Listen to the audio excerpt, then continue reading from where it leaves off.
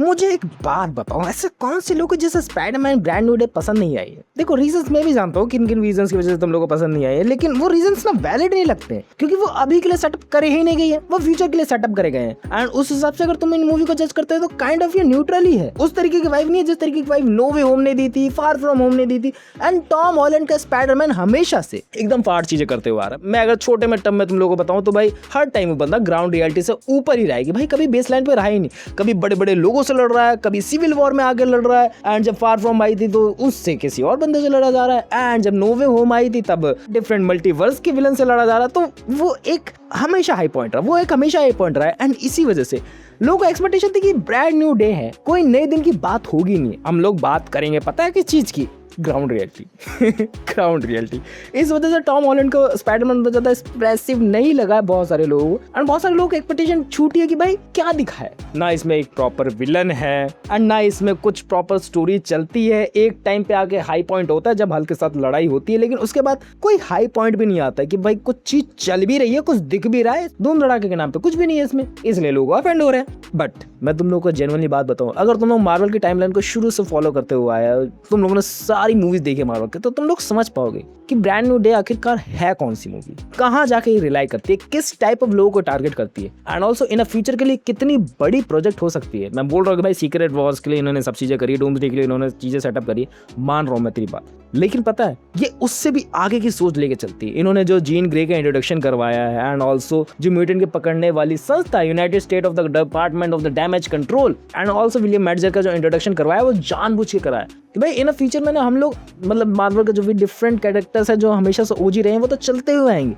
लेकिन एक्समैन का भी इंट्रोडक्शन होगा, म्यूटेंट्स का भी इंट्रोडक्शन होगा, क्योंकि आज तक मार्वल के पास उनके राइट्स रहे नहीं, एंड मार्वल ने जब राइट्स खरीदे भाई पैसे तो रिकवर अप करेगा ना कहीं से, एंड वो हमसे ही कमाएगा, कहीं और से तो कमाएगा नहीं। उनकी मूवीज वगैरह आ रखी है ना फ्यूचर में, एंड उसको सेटअप करने में इसलिए टाइम नहीं लगाना क्योंकि ऑलरेडी उनकी मूवीज सेटअप करके बैठी हुई है पहले से। सो अब हम लोग को क्या चाहिए, डिफरेंट मल्टीवर्स का डिफरेंट लफड़े, एंड ऑल्सो क्रिएटिव फ्रीडम के जरिए वो चीजें जरूरी नहीं दिखाना जो कॉमिक बुक्स में लिखी गई हैं। सिंपल सादी बात है, थोड़ा सा कॉम्प्लेक्स करके तुम लोगों को बता देता हूँ मैं कभी कभार, एंड इसलिए हम लोग को ब्रांड न्यू डे से अपेक्षा बहुत ज्यादा कम है कि भाई मेन विलन है ही नहीं। मेन विलन आते आते तक हम लोगों को पता लगता है कि भाई ये तो वो बंदी है ही नहीं जिससे हम लोग लड़ रहे थे, ये तो भाई अंदर से टूटी हुई बंदी हुई है, इसको किसी के साथ की जरूरत है। एंड पीटर पार्कर भाई हर किसी को साथ देने के लिए तैयार बैठा हुआ है, सिवाय एमजे के, एमजे खुद ही नहीं चाहती भाई। छोड़ो, मैं इन मुद्दे पे आ रहता हूँ कि भाई तुम लोगों को ब्रांड न्यू डे और किस तरीके से डिसअपॉइंट करके जाती है। देखो डिसअपॉइंट करने का और भी रीजन है। अगर मैं बात लेके चलूं, हाफ ऑफ द मूवी बहुत ज्यादा बढ़िया चलती है, हाफ ऑफ द मूवी तुम लोग को वो सस्पेंस बना के लेके चलती है कि भाई हाँ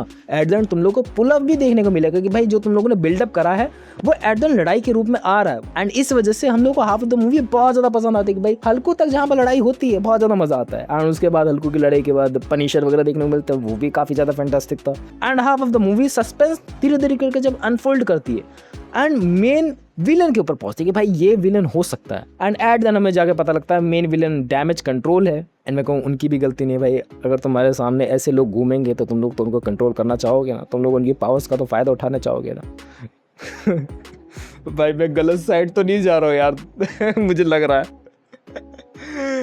एंड इस वजह से ना ग्राउंड रियलिटी की वजह से एंड एक नया स्पाइडरमैन हम लोगों के सामने स्टैब्लिश करने की वजह से ही हम लोगों को वो चीज़ दिखती हैं, क्योंकि तुम लोगों को कुछ भी याद नहीं आता भाई टॉम हॉलैंड के पास कैसे पावर आए, कैसे वो स्पाइडरमैन बना, उसकी ओवरऑल कभी स्ट्रगलिंग स्टोरी हम लोगों ने सुनी ही नहीं। फार फ्रॉम होम में थोड़ा थोड़ा करके बिल्डअप होता है कि भाई उसकी फ्रेंड्स की लाइफ कैसी है, उसकी लाइफ कैसी है, उसकी गर्लफ्रेंड की लाइफ कैसी है, धीरे धीरे करके वो सेटअप करा जाता है। कभी भी वो बेहतरीन तरीके पे नहीं पहुंच पाता कि भाई पीटर पार्कर कौन है, एंड उनके आसपास वालों की लाइफ दिखती है, स्पाइडरमैन के आसपास वालों की लाइफ दिखती है, लेकिन कभी पीटर पार्कर की लाइफ नहीं दिखती कि भाई वो कौन सा बंदा था, टॉम हॉलैंड कौन सा बंदा था, उसने क्या स्ट्रगल सहे हैं, एंड वो स्ट्रगल सहते हुआ आ रहा है, वो अकेले कैसे सहन कर पा रहा है, एंड अब वो मैच्योरिटी हिट कर लिए तो उसके पास कोई साथ देने वाला नहीं है। ओवरऑल सब लोग भूल चुके हैं उसके बारे में, तो वो क्या चीज अंदर फील आउट करके जा रहा है वो बतानी पड़ेगी ना लोगों को। आगे की चीजें कैसे सेटअप होगी कि भाई ऐसी चीजें जा रही है एंड अचानक से ऐसे चली जाए। मूवी में कभी भी ऐसा नहीं होता, तुम लोग देखोगे मूवी हाँ एकदम हाई पॉइंट पर रहेगी, लेकिन वहां से तुम लोग को इतनी बुरी तरीके से गिराएगी कि भाई अब तो बंदा ये हार गया, एंड जानबूझ के ऐसे लो पॉइंट डाले जाते हैं ताकि मूवी सस्पेंसफुल बने। एंड बहुत सारे लोग कह रहे हैं भाई डिसअपॉइंट नहीं लगा। भाई मुझे बिल्कुल भी नहीं लगा डिसअपॉइंट, क्योंकि तुम लोग जानते हो, अगर तुम लोग मार्वल के फैन हो, कि क्यों ये इंपॉर्टेंट है एंड ये करना इंपॉर्टेंट था। मैं ये नहीं कह रहा मूवी पॉइंट ऑफ व्यू से गड़बड़ी नहीं थी। अगर मैं अलोन इसी मूवी को जज करा जाऊं, भाई बहुत ज्यादा गड़बड़ है, बहुत ज्यादा गड़बड़ है। Half of the movie suspenseful है, हाफ ऑफ द मूवी उतना ज्यादा पुल अप करके नहीं जा पाती है। लेकिन एक चीज तो है तुम लोगों को जो पसंद आई होगी, दैट वाज एस्थेटिक। इस मूवी को ओवरऑल एस्थेटिक इतना ज्यादा प्लीजिंग लगता है ना, वो बहुत ज्यादा स्टाइलिश वाइब, बहुत ज्यादा यार ये ना सिनेमा में देखने का एक अलग मजा है। ये ना ब्रिलियंट डिस्प्ले पे देखने का, ये ओलेड डिस्प्ले पे देखने का एक अलग ही मजा है। पता नहीं क्यों भाई इसकी एस्थेटिक इस तरीके से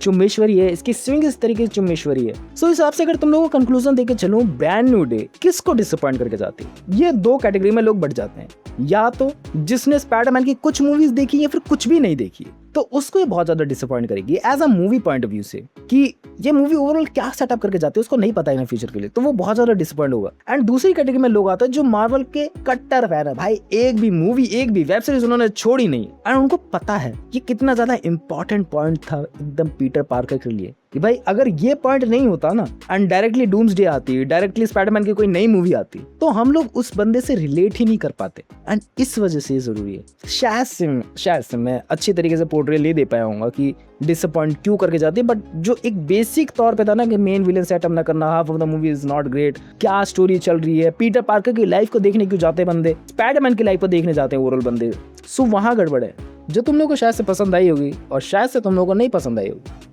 क्या सोचते हो तुम लोग ओवरऑल पीटर पार्कर की लाइफ के बारे में? रिलेट कर पाए उससे, एमजे से, उसकी ओवरऑल न्यू गर्लफ्रेंड से, सैडी सिंह से? एंड मैं कमियों की पॉइंट ऑफ व्यू की बात लेके ऑलरेडी चल चुका हूँ भाई कहाँ पे कमियां लगी हैं, बट वो कमियां नहीं है, वो है ना कि जानबूझ के मिसमैच चीजें करी गई हैं कि तुम लोग प्यार कर बैठो भाई इस बंदे से। एंड ओवरऑल अगर तुम छोटी छोटी कमियों की बात लेके चलो तो भाई पीटर पार्कर के पास इतना पैसा आ कहाँ से रहा है कि भाई अमेरिका में अपार्टमेंट लेके बंदा रह रहा है? इतना कौन सा गरीबी आ गई है? या तो भाई टोनी स्टार का अकाउंट हैक करा जा रहा है, या तो आंट में भाई बहुत ज्यादा पैसा छोड़ के गई है। पता नहीं भाई, मेरे दिमाग में थ्योरीज बनने लगती है अलग अलग सी, थ्योरीज नहीं भक्ति बनने लगती है अलग अलग सी। दरअसल वो वीडियो शायद से तुम लोग समझ पाए होंगे अगर मार्वल फैन हो, या फिर नहीं समझ पाए होंगे अगर तुम लोगों ने उसकी बहुत ही कम मूवी से फिर यही पहली मूवी देखी। That's it for the video, मिलते हैं नेक्स्ट वीडियो में, बाय।